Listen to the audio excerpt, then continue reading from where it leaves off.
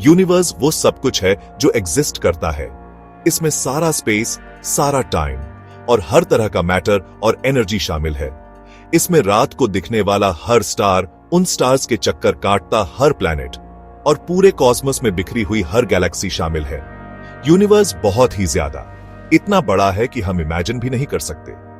ये हर डायरेक्शन में फैला हुआ है, इतना दूर कि हमारे सबसे पावरफुल टेलीस्कोप्स भी अभी तक इसे पूरा नहीं देख पाए हैं। इसका इतना बड़ा होना हमारे दिमाग के लिए समझना सच में मुश्किल हो सकता है।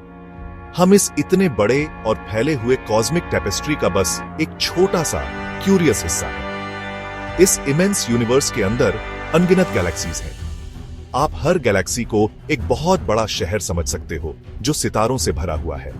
हमारी अपनी गैलेक्सी द मिल्की वे में हंड्रेड्स ऑफ बिलियंस तारे हैं और हैरानी की बात है, एस्ट्रोनॉमर्स का अंदाजा है कि ऑब्जर्वेबल यूनिवर्स में बिलियंस, शायद ट्रिलियंस और भी गैलेक्सीज हैं। जरा इस नंबर को पिक्चर करून की कोशिश करो। ये ऐसा है जैसे हमारी अर्थ के सारे बीचेस पर रेत के हर दाने को गिनना और फिर रियलाइज करूना कि तुम्हें और भी गिनना है।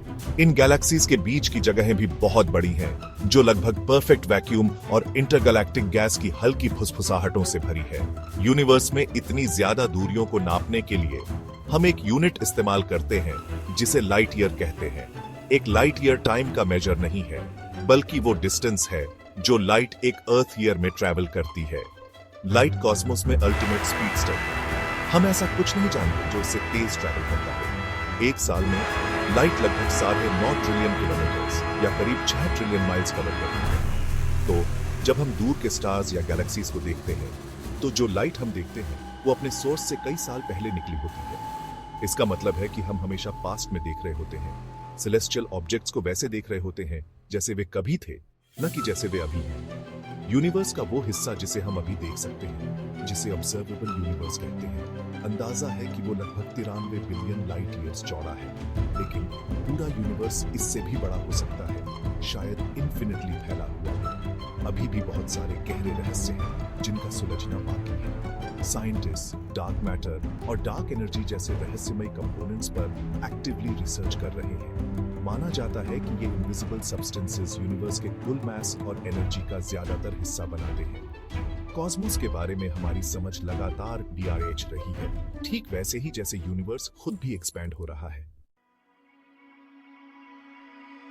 चलो अपनी कॉस्मिक जर्नी अपने घर द प्लैनेट अर्थ से शुरू करते हैं। ये एक वाइब्रेंट डायनामिक दुनिया है, स्पेस से देखने पर एक खूबसूरत ब्लू स्फीयर जैसी। हम कॉन्टिनेंट्स के जाने पहचाने शेप्स, ओशंस की विशालता और इसके एटमॉस्फेयर में बादलों के नाजुक घूमते हुए पैटर्न्स देख सकते हैं। अर्थ हमारे लिए बहुत स्पेशल है। ये ह्यूमैनिटी का पालना है और जहां तक हम जानते हैं, यूनिवर्स में यही वो अकेली जगह है जहां लाइफ पक्के तौर पर पैदा हुई और फली फूली है। ये हमारे सर्वाइवल और कंटिन्यूड डेवलपमेंट के लिए सभी जरूरी रिसोर्सेज जेनरसली प्रोवाइड करती है। हम असल में इस रिमार्केबल दुनिया के बच्चे हैं। हमारी अर्थ अकेली नहीं है। ये उन 8 प्लैनेट्स में से एक है जो ग्रेसफुली एक स्टार का ऑर्बिट करते हैं, जिसे हम सन कहते हैं। साथ मिलकर ये सेलेस्टियल बॉडीज हमारा सोलर सिस्टम बनाते हैं। द सन एक Fairlie average sized star, incandescent gas का एक कोलोसल बॉल है, जिसमें प्राइमरीली हाइड्रोजन और हीलियम है, जो अपने कोर में एटम्स को फ्यूज करके वो लाइट और हीट प्रोड्यूस करते हैं जो हमें सस्टेन करती है। इनर सोलर सिस्टम में रॉकी टेरेस्ट्रियल प्लैनेट्स हैं, मर्क्यूरी, वीनस, हमारी अर्थ और मार्स, और बाहर हैं गैस जायंट्स, जुपिटर और सैटर्न और आइस जायंट्स, यूरेनस और नेपट्यून, जो बहुत बड़े हैं और मेनली गैसेस और आइसेस से बने हैं। हमारा सोलर सिस्टम एक चहल पहल वाला मोहल्ला है, जिसमें अनगिनत मून्स, एस्टेरॉइड्स और कॉमेट्स भी हैं। हमारा पूरा सोलर सिस्टम सन और उसके सभी प्लैनेट समेत एक बहुत बड़े स्ट्रक्चर के अंदर है, the Milky Way galaxy. The Milky Way एक मैग्निफिसेंट स्पाइरल गैलेक्सी है, जिसकी पहचान इसके वास्ट स्वीपिंग आर्म्स से होती है, जो billions of stars, Interstellar gas और कॉस्मिक डस्ट से बने हैं। और ये सब एक डेंस सेंट्रल बल्ज के चारों ओर धीरे धीरे रोटेट कर रहे हैं।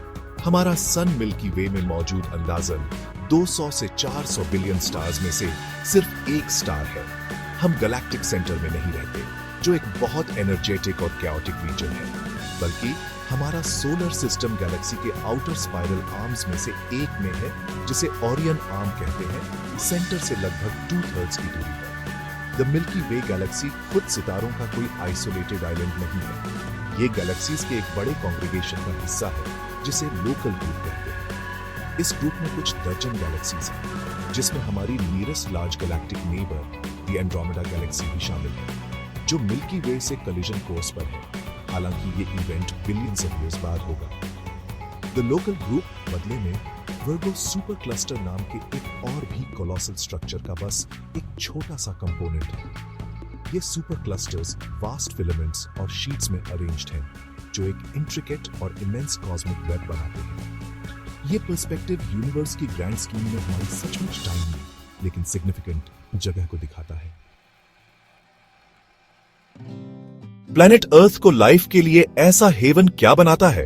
हमारे सोलर सिस्टम में एक सीमिंगली यूनिक ओएसिस। सबसे क्रूशियल फैक्टर्स में से एक है हमारे सन से मिलने वाली एनर्जी। द सन लाइट और हीट का एक कंसिस्टेंट और रिलायबल स्ट्रीम प्रोवाइड करता है।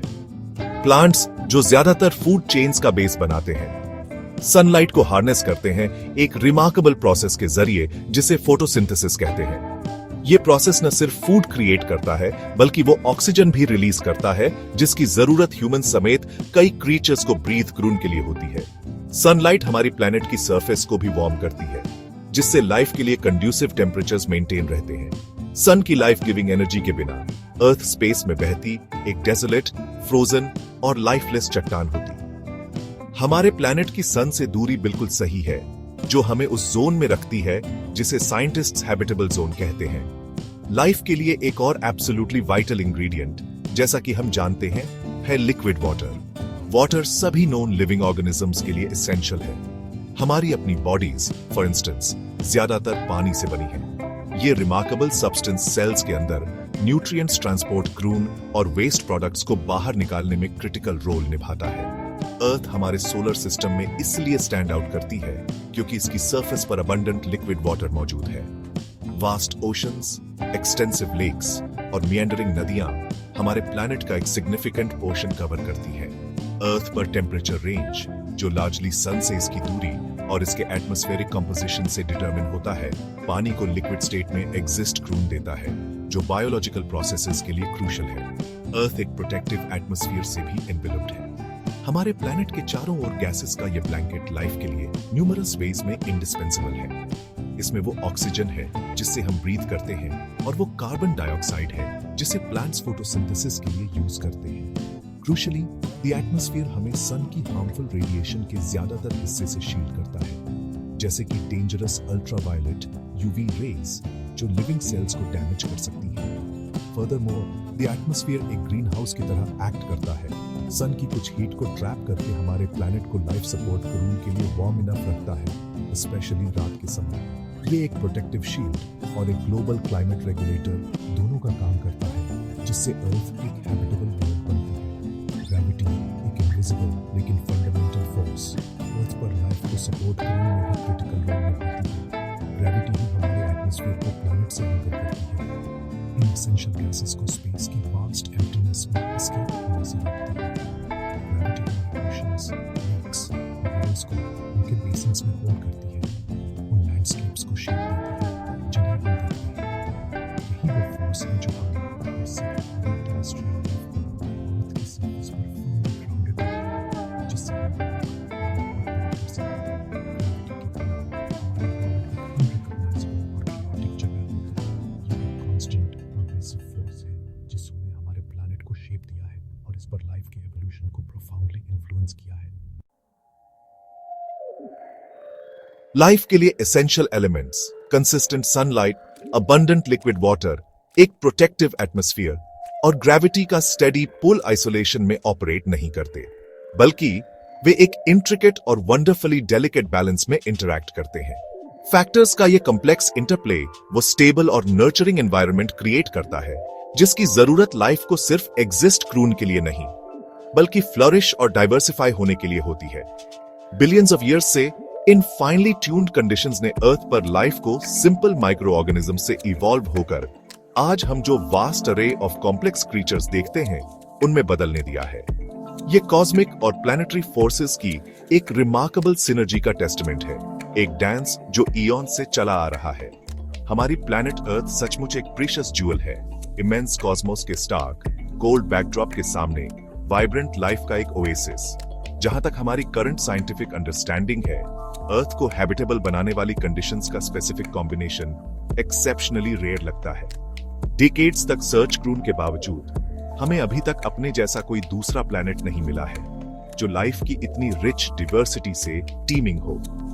ये अपैरेंट यूनिकनेस हमारी होम वर्ल्ड को और भी स्पेशल बनाती है और इस प्रोफाउंड रिस्पॉन्सिबिलिटी को अंडरस्कोर करती है कि हम इसे अंडरस्टैंड करें, चेरिश करें और फ्यूचर जनरेशंस के लिए प्रोटेक्ट करें। इसकी स्पेशल प्लेस को रिकॉग्नाइज क्रूना हमें इसकी इमेंस वैल्यू को अप्रिशिएट क्रून में मदद करता है। ये एक हम्बलिंग और ऑ इंस्पायरिंग सोच है कि हम एक बहुत रियल सेंस में स्टारडस्ट हैं, वो वेरी एटम्स जो हमारी बॉडीज को बनाते हैं, the carbon, the oxygen, the iron. वो एंशिएंट स्टार्स के फायरी हार्ट्स में फोर्ज हुए थे जो हमारे सन के बॉर्न होने से बहुत पहले लिव और डाई हुए। हम यूनिवर्स के सेल्फ अवेयर होने का एक मैनिफेस्टेशन है, कॉस्मोस के लिए खुद को कॉन्टेम्पलेट क्रून का एक वे। हम इस रिलेटिवली स्मॉल ब्लू प्लैनेट पर इनहेबिट करते हैं, एक वास्ट कॉस्मिक ओशन में अड्रिफ्ट। फिर भी हमारे पास स्टार्स को देखने, यूनिवर्स को स्टडी करून और इसकी ग्रैंडियर में अपनी प्लेस को अंडरस्टैंड करून की स्ट्राइव करून की रिमार्केबल एबिलिटी है। वंडर, इंक्वायरी और डिस्कवरी की ये इनेट कैपेसिटी ह्यूमैनिटी की एक डिफाइनिंग कैरेक्टरिस्टिक है। एक्सप्लोर क्रून के लिए हमारे आसपास के यूनिवर्स के बारे में लर्न क्रून के लिए बहुत कुछ है। स्पेस की डेप्थ्स में और कौन से वंडर्स छिपे हैं? क्या डिस्टेंट स्टार्स को ऑर्बिट करते हुए ऐसे अदर प्लैनेट्स हैं जो लाइफ के लिए कंडीशंस हार्बर कर सकते हैं? क्या लाइफ किसी फॉर्म में कॉस्मोस में कहीं और एग्जिस्ट कर सकती है? ये वो ग्रैंड क्वेश्चंस हैं जो ह्यूमन क्यूरियोसिटी को ड्राइव करते रहते हैं और हमारे साइंटिफिक एंडेवर्स को फ्यूल देते हैं। वे हमें और भी powerful telescopes build croon, sophisticated space probes design croon और अननोन में और फर्दर वेंचर क्रून के लिए इंस्पायर करते हैं। कॉस्मिक डिस्कवरी की एक्सिलरेटिंग जर्नी सचमुच अभी शुरू हुई है। द यूनिवर्स अपने सभी मिस्ट्रीज के साथ हमारी एक्सप्लोरेशन का इंतजार कर रहा है। ऊपर देखते रहो।